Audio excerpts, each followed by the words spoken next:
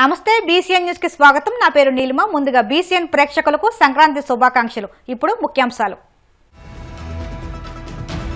నారావారిపల్లిలో అంబరానంటిన సంక్రాంతి సంబరాలు। కుటుంబ సభ్యులతో కలిసి వేడుకల్లో పాల్గొన్న సీఎం చంద్రబాబు।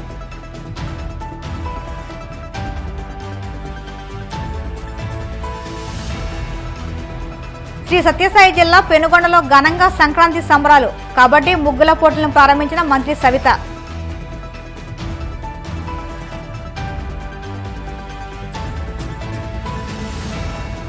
జగన్ సంపద సృష్టిస్తే చంద్రబాబు 7 నెలల్లోనే దాన్ని ఆవిరి చేశారు। కూటమి ప్రభుత్వంపై విమర్శలు గుప్పించిన మాజీ మంత్రి అంబటి।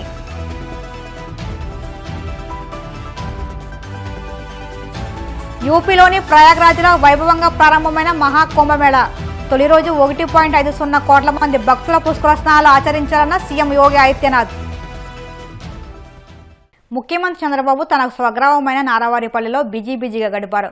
ఓవైపు కుటుంబ సభ్యులతో కలిసి సంక్రాంతి సంబరాల్లో పాల్గొంటూనే మరోవైపు సొంతూరి అభివృద్ధికి పలు శంకుస్థాపనలు చేశారు। పండుగ సందర్భంగా చంద్రబాబు లోకేష్ దంపతులు గ్రామంలో మహిళలకు పిల్లలకు ఏర్పాటు చేసిన పలు రకాల పోటీలను తిలకించి విజేతలకు బహుమతులు అందజేశారు।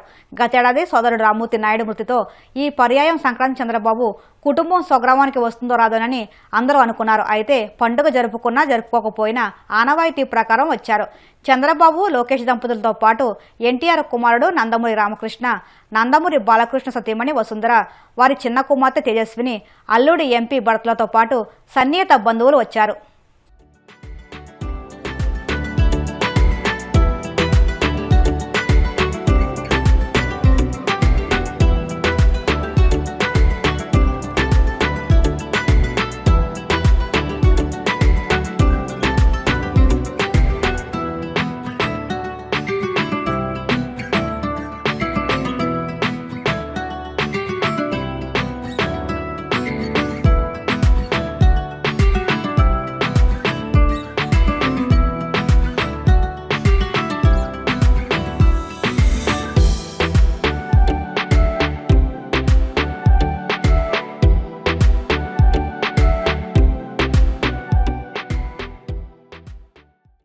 శ్రీ సత్యసాయి జిల్లా పెనుగొండలో ఏపీ ప్రభుత్వం ప్రతిష్టాత్మకంగా నిర్వహించిన సంక్రాంతి సంబరాల్లో మంత్రి సవిత పాల్గొన్నారు। ఈ సందర్భంగా కోడి పందాలు, తాడులాగుడు, కబడ్డీ ముగ్గుల పోటీలను మంత్రి ప్రారంభించారు। అనంతరం మహిళలతో కలిసి కాసేపు కబడ్డీ ఆడిన మంత్రి స్వయంగా ఎడ్లబండి నడిపారు।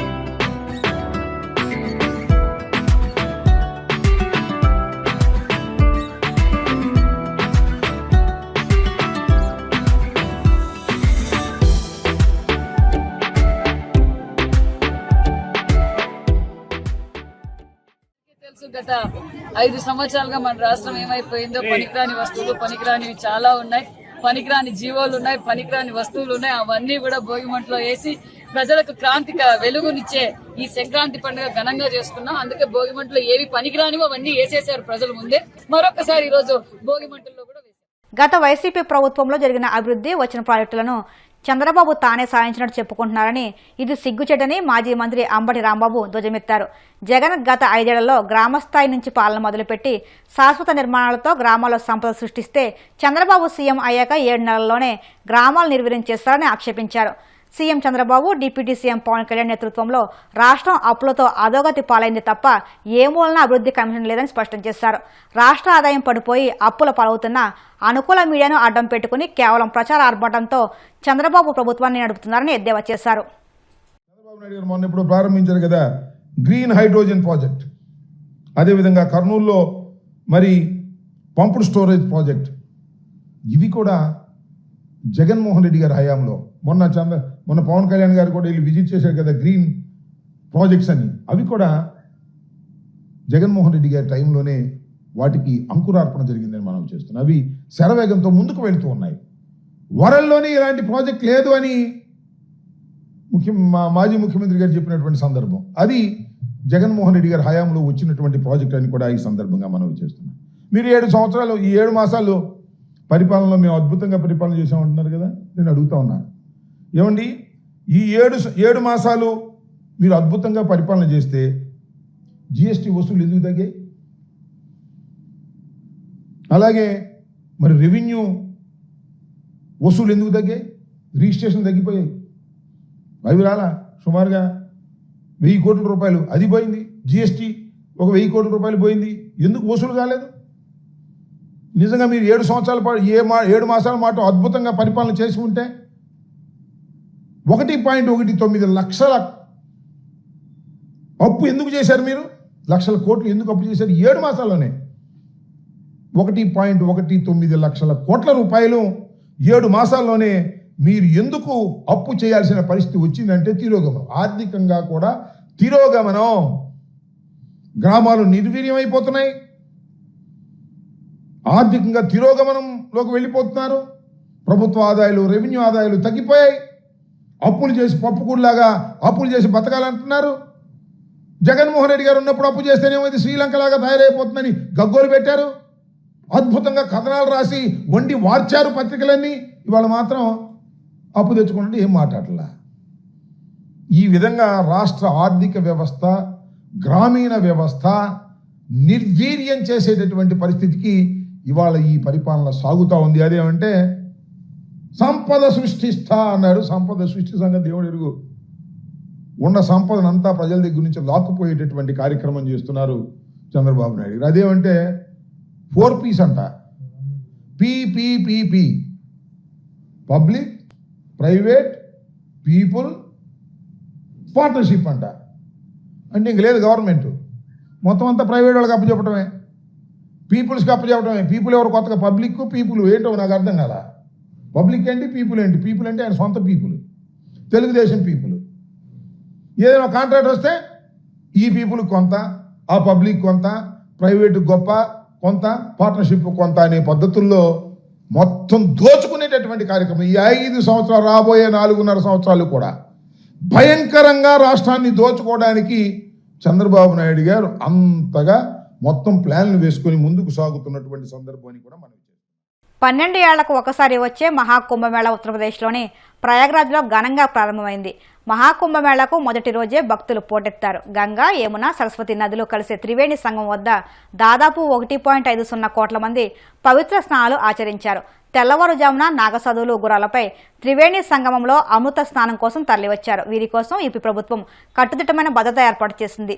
పుష్య పౌర్ణమి సందర్భంగా బీహార్, హర్యానా, బెంగాల్, ఒడిశా, ఢిల్లీ, ఉత్తరాఖండ్, పంజాబ్, హిమాచల్ ప్రదేశ్, మహారాష్ట్ర, మధ్యప్రదేశ్ సహా పలు రాష్ట్రాల నుంచి వేలాదిగా భక్తులు తరలివచ్చారు. దీంతో వివిధ పుష్కర ఘాట్లు భక్తుల సందోహంతో కిటకిటలాడాయి.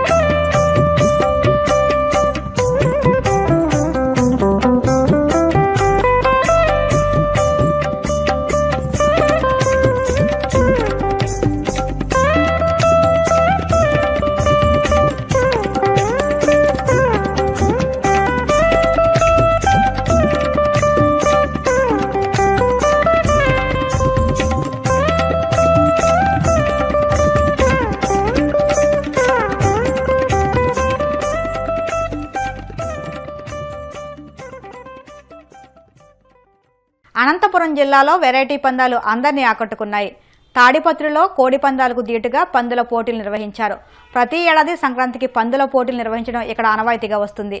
పందుల పోటీలు నిర్వహిస్తున్నట్టు ముందుగా ప్రచారం నిర్వహించడంతో చుట్టుపక్కల గ్రామాల నుంచి జనం పెద్ద ఎత్తున తరలివచ్చారు. పందుల మధ్య జరిగే పోరును అందరూ ఆసక్తిగా గమనించడమే కాకుండా పందుల గెలుపోటములపై పందాలు కాశారు. ఈ పందులు ఒక్క తాడిపత్రి ప్రాంతం నుంచే కాకుండా జిల్లాలోని కళ్యాణదుర్గం, అనంతపురం తదితర ప్రాంతాల నుంచి కూడా పోటీకి రావడం గమనార్హం. కాకినాడ నగరంతో పాటు పలు ప్రాంతాల్లో పార్కింగ్ ప్రదేశాల్లో మోటార్ సైకిళ్ల చోరీకి పాల్పడుతున్న 3 నిందితులను కాకినాడ క్రైమ్ పోలీసులు అరెస్ట్ చేశారు. కాకినాడ 3 టౌన్ పోలీస్ స్టేషన్లో డీఎస్పీ రఘువూర్ విష్ణు చోరీ సొత్తు వివరాలను మీడియాకు వివరించారు. అనపత్తికి చెందిన పసగడుగుల సత్యనారాయణ, కిర్లంపూడికి చెందిన రాజాపూర్ కృష్ణ, పిఠాపురంకు చెందిన మణికంఠ అనే 3 నిందితులను అరెస్టు చేసి వారి వద్ద నుంచి 14,40,000 విలువ గల 39 మోటార్ సైకిళ్లను స్వాధీనం చేసుకున్నామని తెలిపారు. ఈ మీడియా సమావేశంలో crime CI Krishna, 3 town CI KV Satyanarayana, ఎస్ఐలు సాగర్ బాబు, వినయ్ ప్రతాప్, పోలీస్ సిబ్బంది పాల్గొన్నారు. కాకినాడ పట్టణము చుట్టుపక్కల ఉన్నటువంటి సర్పవరం, ఇంద్రపాలెం ఇవి కాకుండా కాకినాడ పట్టణం అంటే కాకినాడ 1 టౌన్, 2 టౌన్, 3 టౌన్ ఈ 3 పోలీస్ స్టేషన్ పరిధి, అట్లాగే సర్పవరం, ఇంద్రపాలెం, తర్వాత పెద్దాపురం, రాజమండ్రి ఇక్కడంతా కూడా ఈ మధ్యకాలంలో కొన్ని బైక్ థెఫ్ట్ రెగ్యులర్గా జరుగుతూ వచ్చినాయి. సో అవన్నీ కూడా ఆల్రెడీ కేసెస్ రిజిస్టర్ చేయడం జరిగింది. దాంట్లో భాగంగా మా సిసిఎస్ ఇన్స్పెక్టర్ గారు కృష్ణ, ఎస్ఐ వినయ్, తర్వాత సిసిఎస్ టీమ్ వాళ్ళంతా కూడా దీన్ని ఛాలెంజింగ్గా తీసుకొని దీని మీద ఒక నిఘా పెట్టి టౌన్లో ఎక్కడెక్కడైతే మనకు వెహికల్ థెఫ్ట్స్ జరిగినాయో, అంటే స్పెషలీ వాళ్ళు టార్గెట్ చేసింది మార్నింగ్ వాకర్స్, అట్లాగే ఈవినింగ్ టైం వాక్ చేసినప్పుడు ఎవరెవరైతే బళ్ళు పార్క్ చేసి వెళ్తున్నారో ఆ బళ్ళని టార్గెట్ చేసి వాళ్ళు తీసుకెళ్ళడం జరిగింది. సో దాంట్లో భాగంగా నిన్న వచ్చిన ఇన్ఫర్మేషన్ మీద సాంబమూర్తి నగర్లో నిన్న మధ్యాహ్నం సత్యనారాయణ అనేటువంటి ఒక వ్యక్తిని అరెస్ట్ చేస్తే అతని కన్ఫెషన్లో దాదాపుగా 28 మోటార్ బైక్స్ అతను ఒప్పుకోవడం జరిగింది చేశానని. అవి కాకుండా అదనంగా ఇంకా ఒక 11 బైక్స్, అంటే టోటల్గా 39 బైక్స్. సో అతని అనుచరులు ఇంకొక 2 ఫ్రెండ్స్, ఒకడేమో కృష్ణ అని, ఇంకొకతనేమో మణికంఠ, వాళ్ళిద్దరికీ కూడా దివిలిలో మోటార్ బైక్ మెకానిక్ షాప్స్ ఉన్నాయి.